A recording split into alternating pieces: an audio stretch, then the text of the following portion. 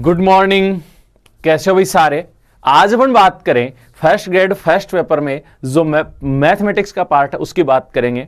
पिछली क्लास में हमने देखा था सिलेबस के बारे में, क्या क्या सिलेबस है, कैसे कैसे है, कितने नंबर का है। उसमें सबसे पहला पार्ट जो है वो हमारे पास है संख्याएं। संख्याओं में भी आप देखोगे कि कुछ है कि दिमाग में सर संख्या पद्धति तो बहुत ज्यादा, जैसे काफी सारी चीजें आती है संख्या पद्धति में। तो वहां हम बात करें कि अगर सिलेबस के पॉइंट के अनुसार पढ़ते जाओगे तो यहां बहुत ही छोटा सिलेबस दिया है संख्याओं का, क्योंकि यहां सबसे पहली चीज दिया ही क्या है, संख्याएं। संख्याओं में कौन सी, प्राकृत, पूर्ण, पूर्णांक, परिमेय, अपरिमेय, वास्तविक और इनके दशमलव स्वरूप। यानी संख्याएं हैं कौन सी, उनको दशमलव में कैसे व्यक्त करते हैं, सबसे इंपॉर्टेंट चीज है। यहां पे हम बात करें, अगर आप कोई गाइड उठाते हो, कुछ और करते हो, तो वहां पर आपको एक ही पेज मिलता है इतने सारे मैटर का, और उस एक पेज में से सिलेबस तुम्हें एग्जाम में आना होता नहीं है। अब वैसे में आपको सबसे पहले इन चीजों को, एक एक संख्याओं को ध्यान से पढ़ना होगा। अब संख्याओं की बात करें तो संख्याओं को हम दो भागों में बांटेंगे। दो भाग कैसे, एक तो जैसे जैसे हमें संख्याएं मिलती गई हम उनके नाम देते गए अलग अलग। जैसे नई संख्या आई हमने और नाम दिया कि भाई हमने कहा कि सबसे पहले प्राकृत संख्या थी, गणना में प्रयुक्त होने वाली संख्याएं आई 1 से लेकर अनंत तक, फिर उसमें जीरो शामिल कर लिया, फिर उसमें प्लस माइनस आ गया, फिर उसमें भिन्न आ गई। इस प्रकार से हम नाम देते जाएंगे अलग अलग उनके, एक उनके गुणों के आधार पर। गुणों के आधार पर कैसे, जैसे 2 का पूरा पूरा भाग जाता है सम हो गई, नहीं जाता विषम हो गई, भाज्य अभाज्य, ये क्या है, गुणों के आधार पे। तो यहां हम बात करेंगे जैसे जैसे हमें संख्याएं मिलती गई वो, और फिर हम बात करेंगे कि गुणों के आधार पे कैसे। अब सबसे पहले हम बात करें सामान्यतः कि संख्याएं, सबसे पहले संख्याओं की आवश्यकता क्यों पड़ी, सबसे पहले संख्याओं की ऐसी क्या जरूरत थी कि जहां से हम संख्याओं को शुरुआत करते हैं। तो सबसे पहले अगर आपसे भी कोई सामान्यतः पूछे कि सबसे पहले संख्याओं की आवश्यकता क्यों पड़ी, तो आप देखोगे कि सबसे पहले आपके दिमाग में आएगा कि सबसे पहले संख्याओं की आवश्यकता तो गणना में ही प्रयुक्त हो सकती है। पहले तो हम काउंटिंग ही कर सकते हैं किसी चीज की, काउंटिंग करेंगे, काउंटिंग के बाद ही कुछ हो सकता है, ठीक है। तो यहां सबसे पहले एक्चुअल में आवश्यकता भी संख्याओं की गणना के लिए ही पड़ी। तो सबसे पहले संख्याओं की आवश्यकता गणना के लिए होती है। तो सबसे पहले हम बात करें कि जब भी हमें कोई नई चीज मिलती है, सबसे पहली बार मिलती है, तो हम उसे वैसे हम क्या कहते हैं, प्रकृति की देन है। और यहां हम संख्याओं को कहेंगे कि ये प्राकृत संख्याएं हैं। कैसी संख्याएं हैं, प्राकृत। तो सबसे पहले नेचुरल नंबर या प्राकृत संख्याएं। प्राकृत संख्याएं कौन सी होती हैं आपसे पूछा जाए, प्राकृत संख्याएं या इन्हें कह सकते हैं नेचुरल नंबर। नेचुरल तो कैपिटल एन से आप इसे व्यक्त कर सकते हो। अब प्राकृत संख्याएं वे संख्याएं जो गणना में प्रयुक्त होती हैं, वे संख्याएं जो गणना में प्रयुक्त होती हैं। अब गणना में कौन सी प्रयुक्त होगी, देखो गणना कहां से शुरू करोगे, काउंटिंग कभी भी शुरू होगी तो सदैव 1 से शुरू होगी, ना कि 0 से। कहीं भी आप काउंटिंग करके देखना, किन्हीं भी चीजों की 1 2 3 4 इसी प्रकार से करते हो, ना कि 0 1 2 ऐसे करते हो। भाई जैसे मैं कहूं ये कितनी अंगुलियां हैं, तो आप यहां जैसे कितने हैं, तो 1 2 3 4 5 ऐसे बोलोगे, ना कि 0 1 2 3। तो काउंटिंग कहां से शुरू होती है, 1 से। तो वैसे ही हम बात करें प्राकृत संख्याएं कहां से शुरू होंगी, 1 से, 1 2 3 4 ऐसे चलती जाएंगी भाई। चलो ठीक है, ये बात हुई कि हमें सबसे पहले गणना में के लिए आवश्यकता पड़ी। अब एक बात तो, गणना के लिए हमने कहा कि 1 से शुरू कर दी गणना, चलो ठीक है। अब आपसे सामान्यतः मैं कहूं कि जब कुछ है ही नहीं उसको काउंट करके बताना है, तो कैसे करोगे, यानी कि जो चीज है ही नहीं उसको काउंट करके बताना है। जैसे मैं कहूं कि आपकी पॉकेट में एक भी पेन नहीं, और मैं पूछूं कि कितने आपकी पॉकेट में कितने पेन है, तो आप ये कहोगे कि एक भी नहीं है। जब मैं कहूंगी संख्या में बताओ, तो इनमें ऐसी कोई संख्या है क्या जो बता सके, नहीं, यानी नहीं को या उदासीनता को बताने के लिए ऐसी कोई संख्या नहीं थी। तो हमने कहा कि एक और चीज दी जाए जो शून्य है। अब आपसे पूछा जाए आपकी पॉकेट में एक भी पेन नहीं था, और आपसे पूछा जाए आपकी पॉकेट में कितने पेन है, तो आप कहोगे शून्य। तो अगर प्राकृत संख्याओं में हम शून्य को शामिल कर दें, शून्य को शामिल करते ही कह दिया जाएगा कि संख्याएं क्या हो गई, पूरी हो गई भाई। अब हमें कमी खल रही थी कि नहीं को नहीं बता पा रहे थे या उदासीनता को नहीं बता पा रहे थे, तो उसके लिए हमने क्या किया कि एक 0 को इनमें और शामिल कर दिया। 0 को शामिल कर दिया प्राकृत संख्याओं में, तो कहा गया कि ये संख्याएं हो गई पूर्ण। तो पूर्ण संख्याएं इंग्लिश में क्या कहेंगे, होल नंबर। तो इन्हें किससे लिखेंगे, W से। तो W ये कहां से शुरू होंगे, 0 से। 0 1 2 3 4 5 आगे चलती जाएंगी ऐसे भाई, आगे इसी प्रकार से क्या हो जाएंगी, चलती जाएंगी। चलो ठीक है, अब देखो इनके वापस परिभाषा देखते जाओ, साथ साथ लिखिए कि प्राकृत संख्याएं वे संख्याएं जो गणना में प्रयुक्त होती हैं प्राकृत संख्याएं कहलाती हैं। इन्हें हम कैपिटल एन द्वारा व्यक्त करते हैं। एन क्या, 1 2 3 4 5 6 7 8 चलती जाएंगी। शुरू कहां से होंगी, 1 से। इनको यह भी कह सकते हो कि 1 से शुरू होकर अनंत तक जाने वाली संख्याएं क्या कहलाती हैं, प्राकृत संख्याएं कहलाती हैं। 1 से शुरू होकर अनंत तक जाने वाली संख्याएं क्या कहलाती हैं, प्राकृत संख्याएं। अगली हम बात करें कि पूर्ण संख्याएं, प्राकृत संख्याओं में शून्य को शामिल करने पर वे संख्याएं पूर्ण संख्याओं में बदल जाती हैं। इन्हें कैपिटल W द्वारा व्यक्त किया जाता है। तो W कहां से शुरू हो जाएगा, 0 से। पूर्ण संख्याएं कहां से शुरू होंगी, 0 से। 0 1 2 3 4 5 6 7 8 चलती जाएंगी। अब यहां पे आपके पास 2-3 चीजें खास हैं। 2-3 चीजें खास कैसे, जैसे 0 आया तो वो अपने आप में खास है। अब देखो यहां पे शून्य की बात करें, खास करके जो नया आया ये बहुत ही काम आता है। पहली चीज, किसी भी संख्या में मैं कहूं शून्य जोड़ दूं या घटा दूं तो क्या कोई प्रभाव पड़ेगा, नहीं। संख्या की क्या रहेगी, संख्या। भाई 5 में 0 जोड़ दो तो कोई फर्क पड़ेगा क्या, नहीं फर्क पड़ेगा, 5 का 5 ही रहेगा। 5 में से शून्य घटा दें, कोई फर्क पड़ेगा, नहीं पड़ेगा, 5 का 5। तो किसी भी संख्या में से 0 जोड़ो या उसमें 0 घटाओ, उससे कोई फर्क नहीं पड़ेगा। लेकिन किसी भी संख्या को अगर हम गुणा कर दें 0 से, गुणा करते क्या हो जाएगा, 0। किसी भी संख्या को शून्य से गुणा करने पर क्या हो जाती है, 0 हो जाती है। चलो ठीक, अगला देखो, 0 में किसी भी संख्या का भाग दो तो क्या प्राप्त होगा, 0। 0 में किसी का भाग दिया 0 ही रहेगा। 0 में भाग दिया है तो 0 पे कोई प्रभाव नहीं पड़ेगा। अब बात आती है कि कोई संख्या में अगर 0 का भाग दिया तो क्या आएगा। अब कुछ कहते हैं यहां पे अनंत, लेकिन यहां अनंत नहीं होगा। अनंत का मतलब जिसका अंत नहीं हो, शुरुआत हो। तो यहां तो ना तो अंत है ना शुरुआत है, तो ये हो जाता है अपरिभाषित। ये क्या हो जाता है, अपरिभाषित।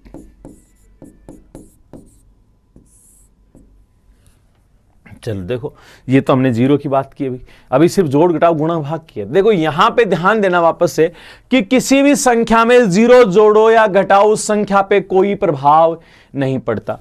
संख्या को अगर 0 से गुणा करते हैं तो क्या हो जाती है, 0। अगर 0 में संख्या का भाग दिया तब तो क्या आएगा, 0। लेकिन संख्या में 0 का भाग दिया, किसका भाग दिया, 0 का। 0 का भाग देने पर हो जाता है अपरिभाषित। यहां दूसरी चीज क्या आती है 0 को लेकर, किसी भी संख्या की पावर 0 है ना तो वो हमेशा क्या रहेगा, 1। ये आपको ध्यान रखना है कि किसी भी संख्या की पावर 0 क्या होता है, 1 होता है। वो होता क्यों, उसकी वजह मैं एक बार बता देता हूं। वैसे इसकी खास आवश्यकता नहीं है अभी। x की पावर m बटा x की पावर n घातांक में आता है तो x की पावर m माइनस n हो जाता है। यहां एक बात बताओ, मैं x की पावर m में x की पावर m का ही भाग दे दूं तो आप एक बात आपके दिमाग में तुरंत आएगा, किसी संख्या में उसी संख्या का भाग देने पर तो एक बार पूरा पूरा भाग जाएगा। भाई x की पावर m में x और m का ही भाग दे रहा तो एक बार जाएगा ना। लेकिन अगर मैं इसको इस रूप में लिखूं तो क्या लिखोगे, x की पावर m माइनस m। ये तो आपने कहा तुरंत 1 हो गया, लेकिन इधर क्या बचा है, x की पावर है 0। लेकिन इसकी आपको कहीं कोई आवश्यकता नहीं है। आपको सीधा सीधा ध्यान रखना है कि किसी भी संख्या की पावर 0 हो तो वो क्या कहलाता है, 1 कहलाता है। किसी भी संख्या की पावर 0 क्या होगा, 1 होगा। चलो ठीक है, दूसरी चीज देखो यहां पे, यहां हम बात करें कि आपने एक चीज लिखी है कि संख्या में 0 जोड़ दें तो उस संख्या पर कोई प्रभाव नहीं पड़ता। संख्या में 0 जोड़ने पर उस पर कोई प्रभाव नहीं पड़ता। तो आपके दिमाग में यहां पे आना चाहिए कि अगर 0 जोड़ने पर प्रभाव नहीं पड़ता, अगर जोड़ने पर प्रभाव नहीं पड़ रहा तो इसे हम कहेंगे योज्य तत्समक। योज्य तत्समक यानी इससे कोई प्रभाव नहीं पड़ रहा, योज्य यानी जोड़ने से। तो किसी भी संख्या का योज्य तत्समक कौन होता है, 0। किसी भी संख्या के लिए योज्य तत्समक का काम कौन करेगा, 0। आपसे सीधा सीधा कथन में दे दिया जाए कि किसी भी संख्या का योज्य तत्समक 0 होता है तो क्या है, सही है।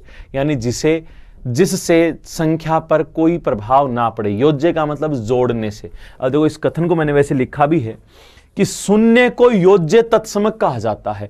क्योंकि इसे किसी भी संख्या में जोड़ने पर संख्या में कोई प्रभाव नहीं पड़ता। अब एक बात बताओ, संख्या में 0 जोड़ा संख्या पर कोई प्रभाव नहीं पड़ता, तो ऐसा कौन सा अंक है जिससे गुणा करने पर संख्या पे कोई प्रभाव नहीं पड़ता? तो आपके दिमाग में आएगा 1 से गुणा करें तो संख्या पे कोई प्रभाव नहीं पड़ता। भाई 5 को 1 से गुणा 5 रहेगा, 10 को 1 से गुणा 10 ही रहेगा, 100 को 1 से गुणा करने 100 ही रहेगा।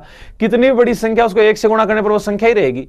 तो गुणात्मक तत्समक गुणन तत्समक क्या हो जाएगा? 1। तो यहां देखो अगला क्या कह रहा है, 1 को गुणन तत्समक कहा जाता है क्योंकि इसे किसी भी संख्या से गुणा करने पर संख्या में कोई प्रभाव नहीं पड़ता। अभी तक देखो एक तो 0 नया है, एक था ही हमारे पास, तो आपसे सिंपली पूछ लिया जाए कि योज्य तत्समक कौन होता है, तो योज्य तत्समक आपके दिमाग में तुरंत आना चाहिए कि योज्य तत्समक सदैव 1 होगा। गुणन तत्समक क्या होगा? गुणन तत्समक क्या होगा? 1 होगा। योज्य तत्समक 0 होगा। ध्यान से भाई, शायद तक पहले उल्टा निकल गया, लेकिन फिर भी ध्यान रखना कि योज्य तत्समक, इसका मतलब है कि योज्य यानी जोड़ने पर कोई प्रभाव ना पड़े। अब ऐसी कौन सी संख्या जिसे जोड़ने पर प्रभाव नहीं पड़ता? तो वह है 0। तो योज्य तत्समक सदैव कौन होगा? 0। गुणन तत्समक यानी गुणा करने पर प्रभाव नहीं पड़े, तो गुणन तत्समक कौन रहेगा? 1। तो आप तो सीधा सीधा ध्यान रखना, योज्य तत्समक बराबर 0, गुणन तत्समक ये वैसे नहीं पूछेगा आपसे कभी कि योज्य तत्व निम्न में से योज्य तत्समक है ना। आपसे सिंपली कथन अगर दे दिया जाए कि निम्न में से असत्य या सत्य कथन छाटो, तो वहां पर यह लाइन जरूर प्रयुक्त हो जाती है कि किसी भी संख्या का योज्य तत्समक 0 होता है और किसी भी संख्या का गुणन तत्समक 1 हो जाता है। वो उल्टा कर सकता है आपको कंफ्यूज करने के लिए कि योज्य तत्समक 1 होता है, गुणन तत्समक 0 होता है। तो आपको छांटना पड़ेगा कि योज्य तत्समक सदैव ध्यान रखना 0, गुणन तत्समक 1। तत्समक का मतलब प्रभाव नहीं पड़ना, योज्य का मतलब जोड़ने से प्रभाव ना पड़े। तो किसे जोड़ने पर नहीं? तो आप कहोगे 0 से। तो योज्य तत्समक 0, गुणन तत्समक 1। अब मुझे नहीं लगता कि यह बात आप भूल जाओगे। अब देखो, हम बात करें कि हमने अभी तक सबसे पहले प्राकृत फिर पूर्ण 2 ही संख्याओं की बात की। वापस देख लेना, प्राकृत संख्याएं जो गणना में प्रयुक्त होती हैं। गणना कहां से शुरू की थी? 1 से अनंत तक। फिर उसमें हमने 0 को शामिल किया। 0 को शामिल करते हुए क्या हो गई? पूर्ण। पूर्ण संख्याएं 0 से शुरू होती हैं, कहां तक जाती हैं? अनंत तक। चलो ठीक है, यहां तक तो कोई दिक्कत नहीं है। प्राकृत, प्राकृत के बाद पूर्ण आ गई। अब हम बात करें कि चीजों का आदान प्रदान होने लग जाए। चीजों का आदान प्रदान होने लग जाएगा तो एक ऋणी होगा, एक धनी होगा। भाई कॉमन सी बात है कि भाई एक जिसने उधार ली हैं चीजें, तो वो क्या है? ऋणी है। दूसरा क्या है? धनी है कि उसके पास स्पेयर में पड़ी है, कभी भी वो काम में ले सकता है, कभी भी वापस ले सकता है। तो अब हम बात करेंगे कि हम चीजों को धनात्मक और ऋणात्मक चिन्ह से प्रदर्शित करेंगे। चीजों को ऋणात्मक और धनात्मक चिन्ह से प्रदर्शित करेंगे। तो अभी हमारे पास कौन सी हैं? तो अभी तो हमारे पास पूर्ण संख्याएं थी।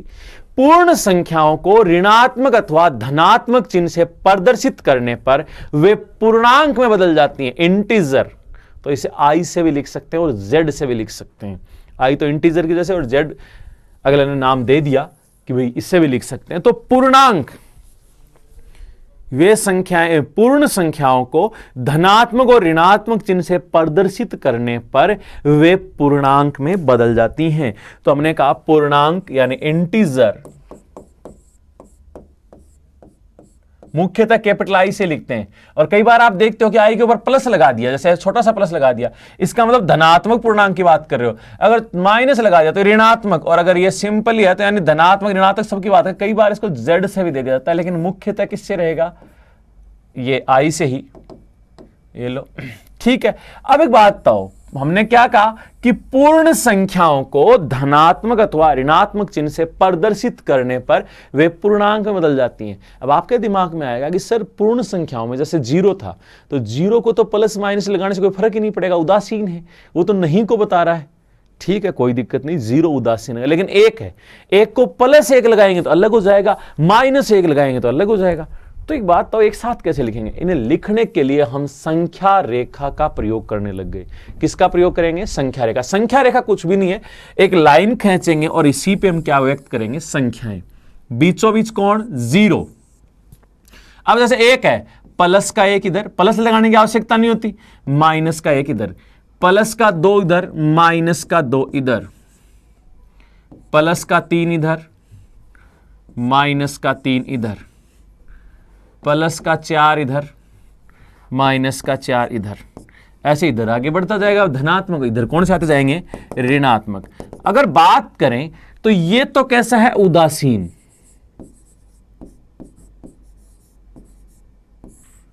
कैसा है भाई, उदासीन।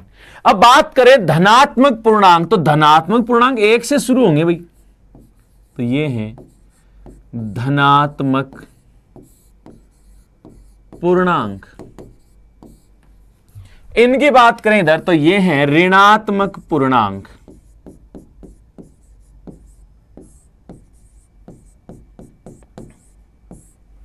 ठीक, अब देखो 1 2 3 4 इधर कौन सा क्रम है, बढ़ता हुआ क्रम है, बढ़ते हुए जा रहे हैं भाई।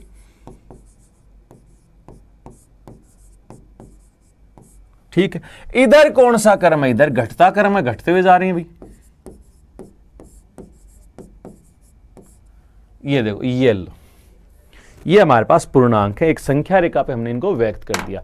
वापस देखना, हमने क्या कहा, पूर्णांक पूर्ण संख्याओं को धनात्मक अथवा ऋणात्मक चिन्ह से प्रदर्शित करने पर वे पूर्णांक में बदल जाते हैं। किसमें बदल जाते हैं, पूर्णांक में। ठीक है, पूर्णांक में बदल के एक संख्या, इन्हें संख्या रेखा पर व्यक्त करते हैं, बीचों बीच जीरो, उधर धनात्मक इधर ऋणात्मक।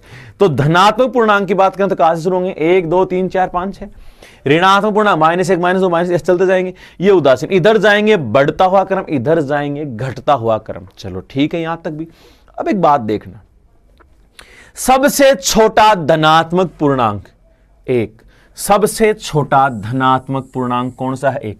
लेकिन इधर देखो, ये सबसे बड़ा ऋणात्मक पूर्णांक है, क्योंकि इधर जाएंगे तो घटता हो जाएगा। नॉर्मल सी बात बताना कि मैं कहूं 1 के ऊपर 5 लाख का कर्ज है, 1 के ऊपर 10 लाख का, कौन सा ज्यादा गरीब है? गरीब तो दोनों ही है, लेकिन ज्यादा गरीब कौन सा है, जिसके ऊपर 10 लाख का कर्ज है? यानी माइनस में संख्या जितनी बड़ी होती जाती है उतनी ही क्या हो जाती है, छोटी। ठीक है, इतना ही ध्यान रख लेना। वो सिर्फ हमारे समझने के लिए एग्जाम्पल है कि याद रह जाए, और कोई खास बात नहीं है। कर्जा मत ले लेना इसलिए कि भाई नहीं अपने को तो ये समझना आया तो इसे 10 लाख का कर्जा ही लेना पड़ेगा, ऐसा नहीं है। बस ध्यान ये रखना है कि माइनस की संख्या जितनी बड़ी हो जाएगी वो उतनी ही क्या हो जाती है, छोटी हो जाती है। माइनस की संख्या जितनी बड़ी होगी वह उतनी ही क्या हो जाती है, छोटी। सबसे बड़ा ऋणात्मक पूर्णांक कौन सा है, -1। सबसे छोटा धनात्मक पूर्णांक कौन है, 1। तो देखो इनको लिख लेते हैं आगे। वैसे तो शायद तक मैंने लिख भी दिए, आगे नहीं लिखे। ये देखो पूर्णांक की परिभाषा देख लो, पूर्ण संख्याओं को धनात्मक अथवा ऋणात्मक चिन्ह से प्रदर्शित करने पर वह पूर्णांक में बदल जाती है। इन्हें I अथवा Z से व्यक्त किया जाता है। इन्हें हम संख्या रेखा पर प्रदर्शित करते हैं। चलो इसको ऊपर लगा देता हूं, और संख्या रेखा हमने ये बना लिया आपके सामने। ठीक है, संख्या रेखा पे अब देखो पॉइंट टू पॉइंट अपन लिखते हैं। पहला पॉइंट,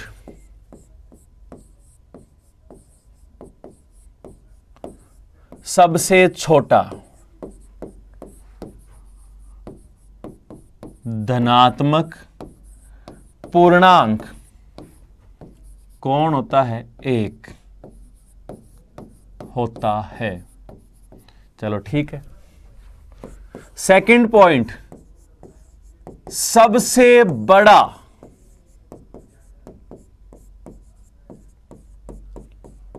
ऋणात्मक पूर्णांक -1 होता है। जैसे इसमें मैं यहां पे छोटा सा एक प्रश्न लिखता हूं,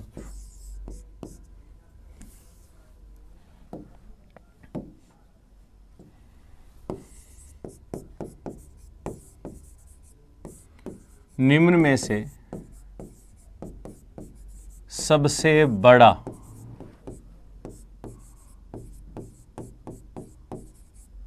ऋणात्मक पूर्णांक है।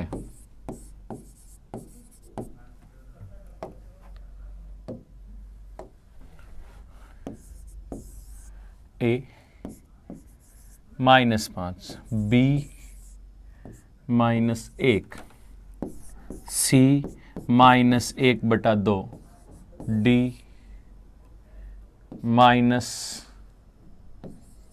अनंत लगा दिया। ठीक है, मैंने क्या कहा, निम्न में सबसे बड़ा ऋणात्मक पूर्णांक है। देखो इस प्रश्न में हम बात करें निम्न में से सबसे बड़ा ऋणात्मक पूर्णांक है। अब काफी की सबसे बड़ी प्रॉब्लम है कि इस प्रश्न का सब कुछ अपने पहले ऊपर लिखा फिर भी काफी का आंसर गलत हो जाता।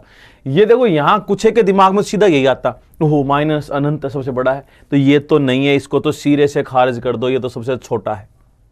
ठीक है, दूसरी बात करें, कुछ एक के यहां दिमाग में -1/2, कुछ के दिमाग में आता है ये चीज, क्योंकि निम्न में से सबसे बड़ा ऋणात्मक पूर्णांक।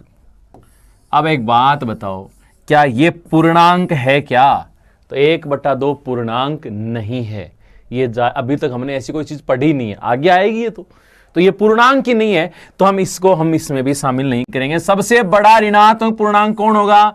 -1। यहां पूर्णांक वैसे देखा जाए तो आपके पास दो ही थे, -5 और -1। अनंतम कहा कि चलो ठीक है, वो तो सबसे छोटे में चला जाएगा, वो तो कह रहा है इसका अंत ही ना है।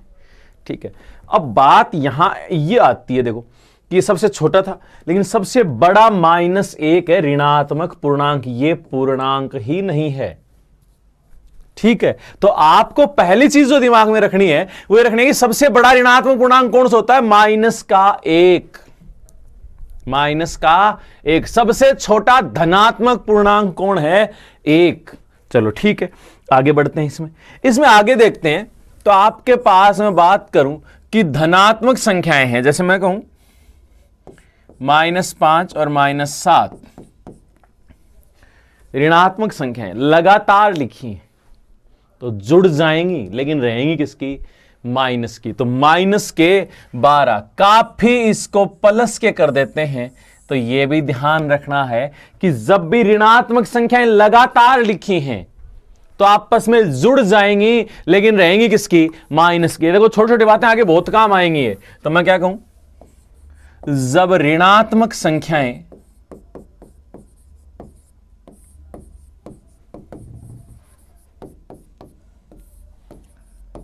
लगातार लिखी हों तो जुड़ जाती हैं,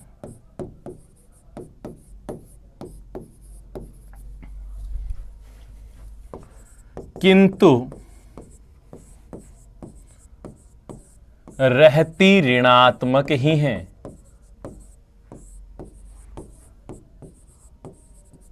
ठीक है, अब जैसे मैं कहूं कि एग्जांपल में जैसे -8 -7, तो 8 और 7 15, लेकिन किसके? माइनस के। मैंने कहा -3 -4 -5 लगातार लिखे माइनस की संख्याएं तो जुड़ जाएंगी, लेकिन रहेंगी किसकी? माइनस की। तो 5 और 4 9, 9 और 3 12, लेकिन किसके? माइनस के। ये लो, ठीक है। एक अभी अपन ने थोड़ी देर पहले बात की थी कि ऋणात्मक संख्या, मैं ऐसे लिखता हूं, संख्या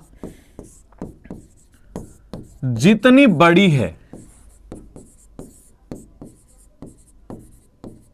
ऋणात्मक लगते ही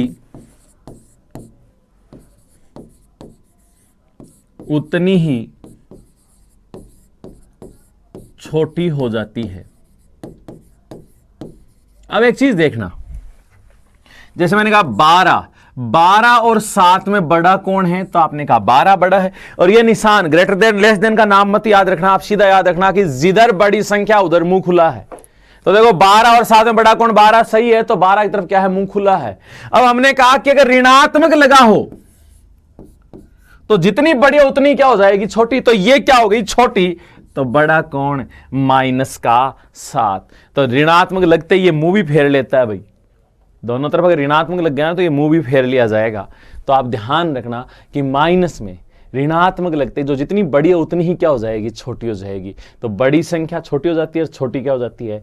बड़ी हो जाती है। जैसे मैं आपसे कहूं कि इनमें चेक करके बताओ कौन सा सही है? -23 -18, आपको सत्य छांटना है। -12 -5 -7 और -3 -11 और -17।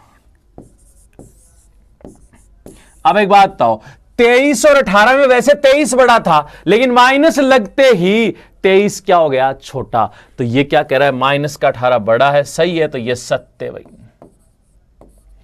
अब देखो 12 और 5 की बात करते हैं, अकेले प्लस माइनस करना, तो 12 तो बड़ा था 5 से, लेकिन ऋणात्मक लगते ही 12 छोटा हो गया, जबकि ये क्या कह रहा है कि भाई साहब 12 बड़ा है, तो ये क्या है, असत्य है। यहां देखो 3 और 7 में सामान्यतः 7 बड़ा है, धनात्मक होता तो, लेकिन ऋणात्मक लगता है 7 छोटा और 3 बड़ा संख्या। तो यहां क्या कहा कि भाई ये भी कह रहा है कि हाँ -3 बड़ा -7 से, तो ये भी क्या है, सत्य।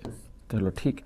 -11 और -17, तब तो तुरंत पता लगना चाहिए भाई, 11 और 17 में तो 17 बड़ा होता, लेकिन माइनस लगने की वजह से 17 क्या हो गया, छोटा, और 11 क्या हो गया, बड़ा। तो ये बात सही है, सत्य। चलो ठीक है, ये भी अपने कोई दिक्कत नहीं आई भाई, ये भी बात समझ में आ गई। देखो यहां आपने पहली चीज समझी कि सबसे छोटा धनात्मक पूर्णांक 1, सबसे बड़ा ऋणात्मक पूर्णांक -1। एक तरफ बढ़ता हुआ क्रम था, इधर घटता हुआ। आपने कहा दूसरी की ऋणात्मक संख्या एक साथ लिखी है, लगातार लिखी है, तो जुड़ जाती है, लेकिन रहती माइनस की ही है। चलो ठीक है, यहां तक भी माइनस लगने से संख्या क्या हो जाती है, जितनी बड़ी होती है उतनी छोटी हो जाती है। यानी जो संख्या जितनी बड़ी है माइनस लगने से उतनी ही क्या हो जाएगी, वो छोटी हो जाएगी, छोटी कहलाएगी। चलो ठीक है, ये भी कोई दिक्कत नहीं है। इसके आगे बढ़े हम। अब हम बात करें तो फिर जैसे अभी आपने सुना कि जैसे लगातार लिखी है तो माइनस माइनस की संख्या आपस में जुड़ जाती हैं। क्या हो जाती हैं, जुड़ जाती हैं। चलो ठीक है, जुड़ जाती हैं, ऋणात्मक रहती है। तो निशान चेंज कब होता है, जब आपने कहीं होंगे आंसर आ रहा होगा कि -5 और -7, कहीं होंगे प्लस के बाहर आ रहे थे, तो वो कब आ रहे होंगे वैसे आंसर, प्लस कब होगा। तो निशान ध्यान रखना, सिर्फ गुणा में चेंज होता है, भाग में तो ऊपर नीचे तो कट जाएगा भाई, कोई ध्यान दिक्कत ही नहीं होती, लेकिन बात होती है गुणा में। तो गुणा में हम यहां पे जो नई चीज आती है निशान चेंज, तो गुणा। तो गुणा में ध्यान रखना है कि प्लस को गुणा करें प्लस से, तो क्या आएगा, प्लस क्या आएगा, एक प्लस दूसरा क्या है माइनस, तो क्या आएगा माइनस। पहला माइनस गुणा करेंगे प्लस से तो क्या आएगा माइनस। अगर माइनस को माइनस से गुणा करेंगे तो क्या आएगा प्लस। ये लो, तो ध्यान रखना है कि जब भी समान निशान गुणा होते हैं तो क्या बन जाता है प्लस, जबकि विपरीत निशान गुणा होते हैं तो क्या बन जाता है माइनस। तो प्लस को प्लस से गुणा किया तो प्लस, माइनस को माइनस से गुणा किया तो प्लस, लेकिन प्लस को माइनस से, माइनस को प्लस से गुणा करने पर क्या आता है माइनस। अब इसके साथ एक चीज और आती है जो आपको यहां याद रखनी है, ध्यान रखना है, आगे बहुत काम आएगी। एक है, एक की पावर कोई भी संख्या दे रखी है तो एक ही रहेगा भाई, यानी 1 गुणा 1 गुणा 1 गुणा 1 क्या रहेगा, एक ही रहेगा। कितनी बार गुणा हो क्या फर्क पड़ता है उससे, 1 गुणा 1 गुणा 1 गुणा 1 चेक करते जाओ, एक ही आएगा। लेकिन जैसे ही -1 है तो पावर -1 पूरे की पावर होनी चाहिए, तब हमें देखना होगा कि पावर धनात्मक है या ऋणात्मक, पावर सम है या विषम। क्यों, क्योंकि देखो -1 है, अगर पावर सम है तो सम है तो 2 के गुणा में होगी, 2 4 6 8 ऐसे। तो देखो मान लो कम से कम 2 है तो -1 गुणा -1 क्या हो जाएगा प्लस का 1। तो जब भी 1 है, 1 की पावर कोई भी संख्या हो तो क्या रहेगा 1, लेकिन -1 है तब आप पावर देखोगे सम है या विषम, पावर देखोगे सम है या विषम। तो यहां हम बात करें कि यहां अगर सम है पावर तब तो क्या हो जाएगा प्लस का 1, लेकिन -1 की पावर अगर विषम है तो क्या रहेगा -1। अब आप कहोगे सर ये बात समझ में नहीं आ रही है, बताओ मेरे को दोबारा वापस। तो हम बात करते हैं जैसे -1 की पावर सम तो कम से कम 2 तो होगा ना, 2 लिया तो देखो -1 गुणा -1, तो ये क्या हुआ 1 गुणा 1 तो 1 ही रहता है, लेकिन माइनस गुणा माइनस क्या हो गया प्लस, प्लस का 1। अगर देखो -1 की पावर विषम संख्या 1 होता तो -1 की और -1 की पावर मान लो 3 होता तो -1 गुणा -1 गुणा -1। अब बताओ ये -1 गुणा -1 तो प्लस का 1, तो ये +1, लेकिन ये बच गया -1। अब प्लस को माइनस से गुणा किया तो -1। तो आप इतना लफड़ा थोड़ी करके देखोगे, आप तो सीधा सीधा देखोगे, ये तो ऐसे हटाया कि 1 की पावर कोई भी संख्या तो क्या रहेगा 1, लेकिन जैसे ही -1 आया, -1 आते ही आप कहोगे कि पावर सम है या विषम। शेषफल पर में पढ़ेंगे तो वहां देखेंगे कि पावर सम है या विषम। अगर पावर सम है तो हम कहेंगे प्लस का 1 होगा, अगर पावर विषम है तो हम कहेंगे माइनस का 1 होगा। सीधी सीधी बात, ठीक है। तो यहां अगली जो चीज आती है कि एक तो आपके पास आता है कि गुणा करने पर निशान परिवर्तित होते हैं। गुणा कैसे कि अगर समान निशान गुणा होते तो हमेशा धनात्मक आएगा, वो समान चाहे प्लस प्लस गुणा हुए हो चाहे माइनस माइनस, आपस में गुणा हुए क्या बनाएगा प्लस। लेकिन विपरीत यानी प्लस को माइनस से गुणा करने पर माइनस ही आएगा, प्लस को माइनस से करो माइनस को प्लस से क्या आएगा माइनस, ठीक है। दूसरा हमारे पास एक था तो एक की पावर में गड़बड़ रहती है, एक की कितनी पावर है तब तो एक ही रहेगा। लेकिन जब -1 की पावर आती है तो हमें ध्यान रखना होगा कि -1 है तो पावर हमें देखनी है सम है या विषम। सम है तो हो जाएगा प्लस का 1, विषम है तो हो जाएगा माइनस का 1। तो ये देखा कि -1 की पावर सम संख्या तो क्या +1, -1 की पावर विषम संख्या तो क्या रहेगा माइनस का 1। तो ये हमारे पास जो खास चीजें थी ये थी हमारे पास पूर्णांक में। तो वापस दिमाग में आना चाहिए कि सबसे पहले क्या पढ़ा प्राकृत, प्राकृत के बाद कौन सी आई पूर्ण, पूर्ण के बाद क्या आया पूर्णांक, और पूर्णांक के बाद जो सबसे इंपॉर्टेंट आने वाली है वो है हमारी परिमेय संख्याएं। अब यहां देखो वैसे इन चीजों को समझते जाओगे तो साथ साथ काफी सारी चीजें क्लियर होती जाएंगी, काफी सारी चीजें इनमें आती जाएंगी। आपसे कहा जाए कि सबसे पहले कौन सी संख्या थी तो आप कहोगे प्राकृत संख्याएं, नेचुरल नंबर।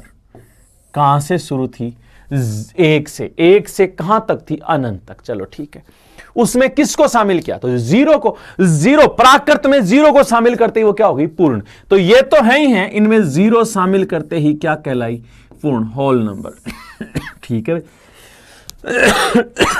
हो गई। अब पूर्ण के बाद इन्हें प्लस माइनस लगाया, प्लस माइनस लगाते ही क्या बन गई पूर्णांक। तो इनमें ये तो है ही है, ऋणात्मक संख्या और आई एक प्रकार से, नहीं एक ऋणात्मक और आते ही क्या बन गई पूर्णांक।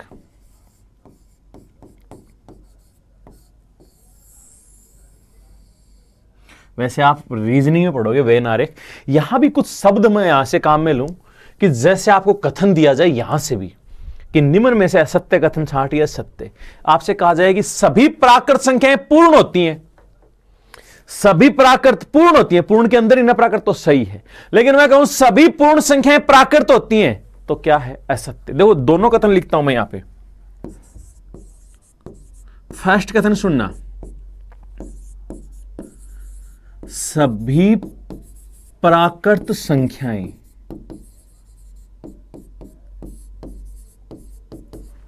पूर्ण होती हैं।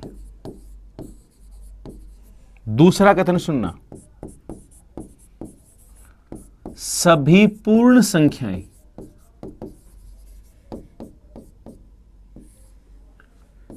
प्राकृत होती हैं।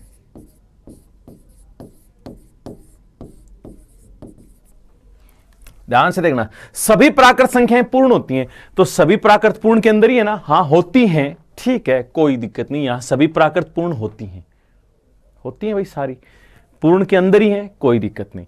अगला कह रहा है सभी पूर्ण प्राकृत नहीं, सभी पूर्ण प्राकृत होती है ना, ना इससे तो बाहर है, बाहर है तब गलत है, तब गलत है। अंदर से बाहर जा सकते हो, बाहर से अंदर नहीं आ सकते। यहां आपको वैसे भी अगर आप सोचो तो जीरो पूर्ण तो है लेकिन प्राकृत नहीं है, इसलिए आप क्या कह सकते हो कि सभी पूर्ण प्राकृत नहीं है। किसकी वजह से नहीं है, जीरो की वजह से नहीं है। तो पहला कथन तो क्या है सत्य, दूसरा कथन क्या है असत्य। देख जाओ एक एक चीज यहां पे हम बढ़ते जाएंगे ना, हर एक प्रश्न क्लियर होगा। आए हुए प्रश्न देखेंगे लास्ट में, जैसे ये संख्याएं पूरी होंगी उसके बाद आए हुए पुराने सारे प्रश्न करेंगे एक एक करके, ठीक है। तो वापस देखना, जैसे और भी संख्याएं तो इसमें शामिल करते जाएंगे डायग्राम में। सबसे पहले हमने कहा प्राकृत था, प्राकृत में शून्य को शामिल किया तो क्या होगी पूर्ण, यानी प्राकृत तो थी, प्राकृत के अलावा जीरो और आया तो वो सारी मिला के क्या हो गई पूर्ण। तो मैं ये कह सकता हूं कि सभी प्राकृत पूर्ण होती हैं लेकिन सभी पूर्ण प्राकृत नहीं होती।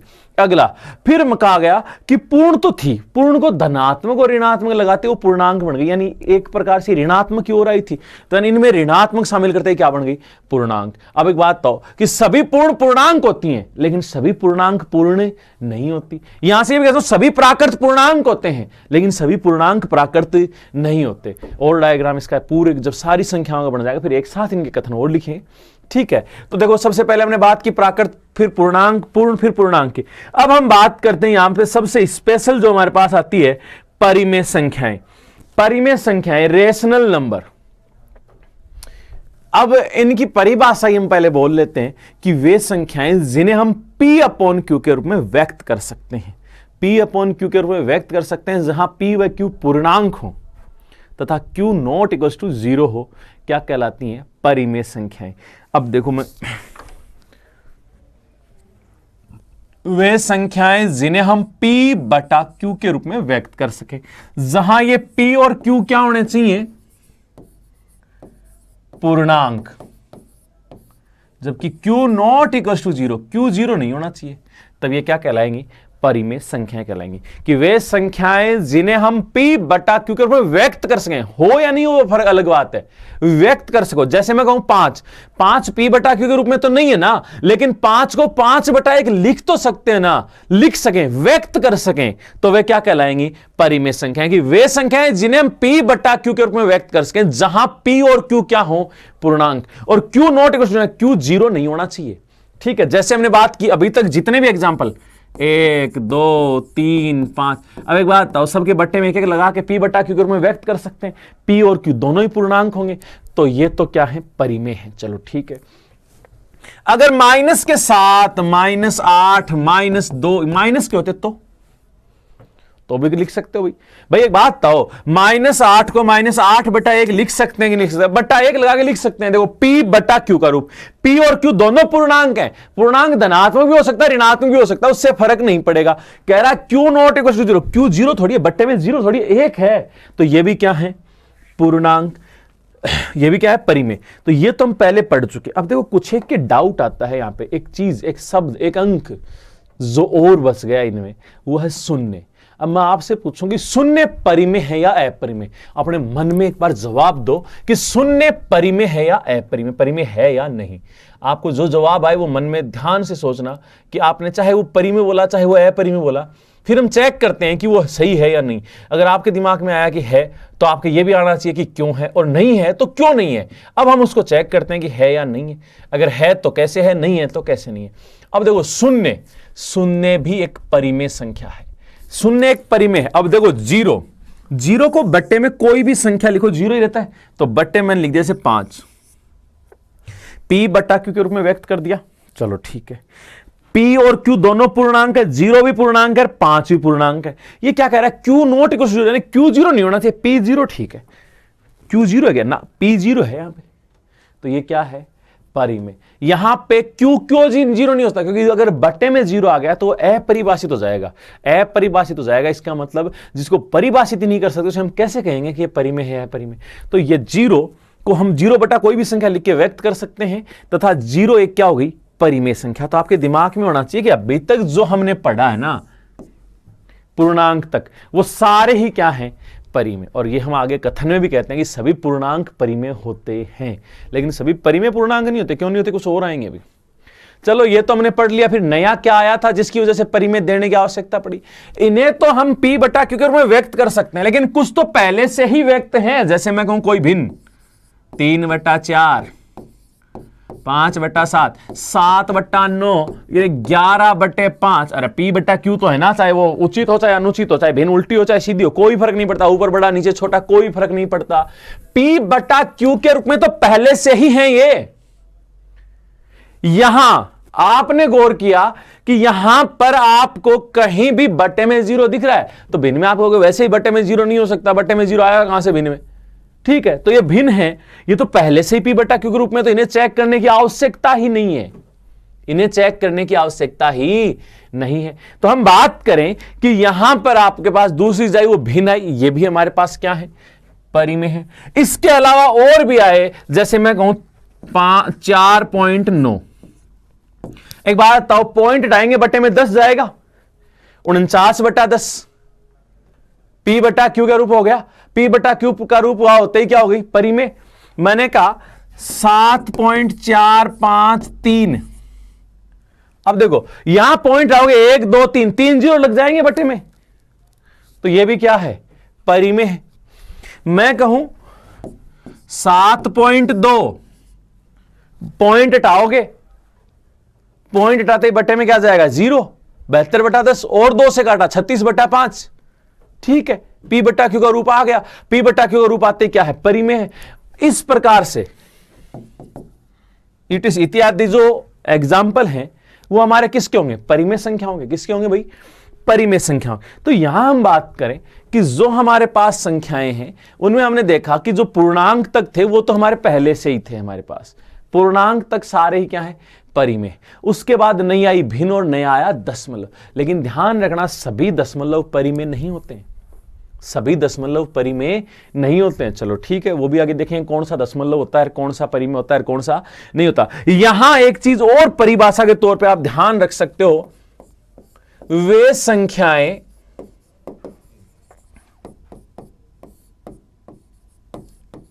जिनका मान निश्चित हो,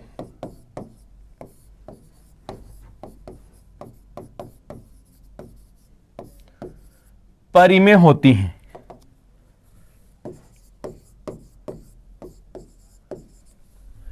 तथा जिनका मान लगभग में प्राप्त हो,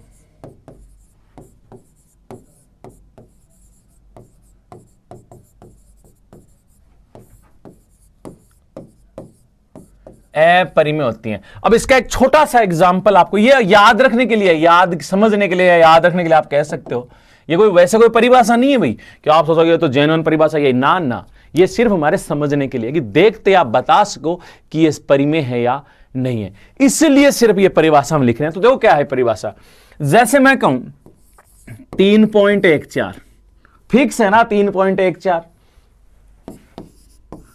22/7 फिक्स है ना, 22/7, ठीक है, ये तो परिमेय।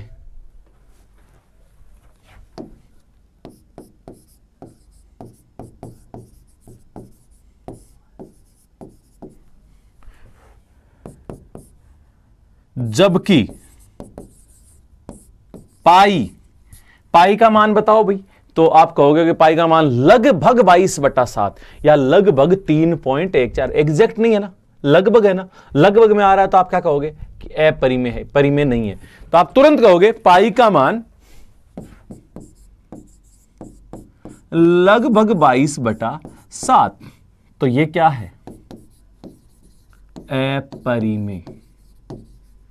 अब एक बात बताओ, वैसे 3.14 पॉइंट हटाएंगे बट्टे में 100 जाएगा, काट लेंगे, P बट्टा Q का रूप आएगा, ये पहले से ही P बट्टा Q के रूप में, तो ये तो परिमेय। क्या पाई को P बट्टा Q के रूप में लिख सकते हैं क्या, तो आप कहोगे पाई बट्टा 1 लिख देंगे। अरे पाई बट्टा 1 तो लिख दिया, लेकिन पाई क्या पूर्णांक है क्या, P और Q पूर्णांक होने चाहिए, पाई पूर्णांक है, तो आप कहोगे ना, अब नहीं है, तो ये क्या नहीं है, परिमेय नहीं है। तो आप दूसरी चीज अपने दिमाग में एक चीज याद रखो ना कि सीधी सीधी बात है कि जब P बट्टा Q के रूप में लिखें, P और Q पूर्णांक है, वो तो बात एक अलग परिभाषा होगी। एक अपने सीधा सीधा समझे, जिनका मान निश्चित है ना, वो तो क्या है, परिमेय, और जिनका मान हमें लगभग में लेना पड़े वो सारी क्या है, अपरिमेय। वो सारी क्या है, अपरिमेय। जिनका मान हमें लगभग में लेना पड़ जाए वो क्या है, अपरिमेय। चलो ठीक है, और एग्जाम्पल बताओ इसका, और एग्जाम्पल देखो, √4 क्या होता है, 2, √9 क्या होता है, 3, एग्जैक्ट मान है ना, इसीलिए मैं कहूंगा कि √4, √1, √4, √9, √16 परिमेय है। जबकि √2 बताओ, √2 का मान तो आप होगा 1.414 लगभग 1.414, मगर √3 का मान तो आपको लगभग 1.732 आगे चलता जाएगा, तो लगभग में लेना पड़ेगा ना, तो लगभग में आते ही वो क्या है, अपरिमेय।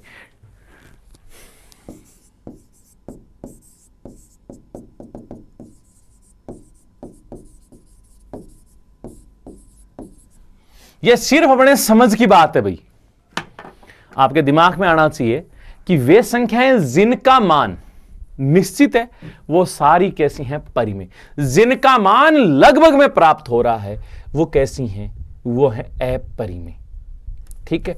अब देखो इसकी परिभाषा एक बार वापस देख लेते हैं, आगे टाइप करवा रखी है अपने कि परिमेय संख्या वे संख्याएं जिन्हें हम p बटा q के रूप में व्यक्त कर सकते हो, जहां p तथा q पूर्णांक हो तथा q नॉट इक्वल टू 0 हो तो परिमेय संख्याएं कहलाती हैं। एग्जांपल 1 2 3 माइनस 1 2 माइनस 3 माइनस 4 ये तो है ही है, भिन्न भी आ गई, कुछ दशमलव भी आ गए, ठीक है। शून्य एक परिमेय संख्या, याद रखोगे ये बात, शून्य एक परिमेय संख्या। दूसरा 22 बटा 7 और 3.14 ये भी परिमेय संख्या है, जबकि पाई एक अपरिमेय संख्या, ये भी ध्यान रखना भाई।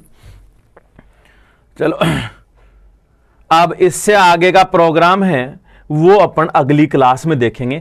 एक बार जो हमने पढ़ा उसको मैं 5 मिनट के लिए आपको रिवाइज करवा दूं भाई, 2 मिनट में रिवाइज जाएगा। देखो सबसे पहले हमने बात की प्राकृत संख्याएं, प्राकृत संख्याओं की बात की, तो प्राकृत संख्याएं कि वे संख्याएं जो गणना में प्रयुक्त होती हैं प्राकृत संख्याएं कहलाती हैं। ये 1 से प्रारंभ होकर अनंत तक जाती हैं। प्राकृत में 0 को शामिल करने पर वे पूर्ण संख्याओं में बदल जाती हैं। पूर्ण संख्याओं में सबसे छोटी बात करें, सबसे पहली बात करें कि 0 को शामिल किया तो 0 को आप योज्य तत्समक भी कह सकते हो, 1 को गुणन तत्समक कहोगे। 0 किसी संख्या में जोड़ने या घटाने पर कोई प्रभाव नहीं पड़ता, लेकिन किसी संख्या को 0 से गुणा करने पर क्या हो जाती है 0। 0 में किसी संख्या का भाग दो कोई फर्क नहीं पड़ेगा, 0 ही रहेगा, लेकिन 0 का भाग दे तो क्या हो जाता है अपरिभाषित। चलो ठीक है। पूर्ण संख्याओं को धनात्मक और ऋणात्मक चिन्ह से प्रदर्शित करने पर वे पूर्णांक में बदल जाती हैं। पूर्णांक को I या Z से व्यक्त करते हैं तथा इन्हें संख्या रेखा पर प्रदर्शित करते हैं। किस पे प्रदर्शित करते हैं? संख्या रेखा पर। बीचों बीच 0, एक तरफ धनात्मक एक तरफ ऋणात्मक, धनात्मक वाले तरफ बढ़ते हुए क्रम है, ऋणात्मक वाले तरफ घटता हुआ क्रम है, ठीक है। सबसे छोटा धनात्मक पूर्णांक होता है 1, सबसे बड़ा ऋणात्मक पूर्णांक होता है -1, 0 होता है उदासीन। माइनस वाली संख्या जितनी बड़ी उतनी ही क्या हो जाती है छोटी, माइनस लगते ही संख्या उतनी ही क्या हो जाती है छोटी। ऋणात्मक संख्याएं लगातार लिखी हैं तो आपस में जुड़ जाती हैं, लेकिन रहती किसकी हैं? माइनस की। इसके बाद में हमने कहा कि देखो ऋणात्मक संख्याएं लगातार लिखी हैं, जुड़ जाएंगी लेकिन रहेंगी माइनस की। निशान चेंज होता है गुणा में, समान निशान गुणा होंगे प्लस बनाएंगे, जैसे माइनस माइनस प्लस हो गया, प्लस को प्लस से गुणा किया क्या हो गया? प्लस रहा। लेकिन एक धनात्मक एक ऋणात्मक गुणा किया, चाहे पहले धनात्मक बाद में ऋणात्मक या पहले ऋणात्मक बाद में धनात्मक, तो क्या आएगा? माइनस।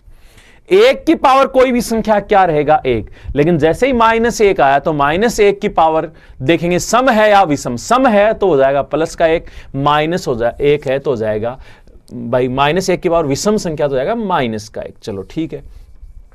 इसके बाद में हम बात करें तो परिमेय संख्याएं। परिमेय संख्याओं की परिभाषा में हमने कहा कि वे संख्याएं जिन्हें हम P/Q के रूप में व्यक्त कर सकें। किस रूप में व्यक्त कर सकें? P/Q के रूप में व्यक्त कर सकें। P/Q के रूप में व्यक्त करेंगे तो यहां पर आपके सामने P और Q पूर्णांक होने चाहिए। Q क्या नहीं होना चाहिए? 0 नहीं होना चाहिए। Q 0 हो गया तो वह परिभाषित हो जाएगा। इसलिए P और Q पूर्णांक होने चाहिए, Q 0 नहीं हो तो क्या कहलाएंगी? परिमेय संख्याएं। दूसरी परिभाषा हमने हमारे समझने के लिए बनाई कि जिनका मान निश्चित है वो तो परिमेय है और जिनका मान लगभग में है वो क्या है? अपरिमेय। बाकी इसके बारे में परिमेय संख्याएं क्योंकि बहुत ही इंपॉर्टेंट है, इसको हम अगली क्लास में इसी और इसका दशमलव स्वरूप देखेंगे। तो चलो मिलते हैं अगली क्लास में, तब तक के लिए धन्यवाद। थैंक यू भाई।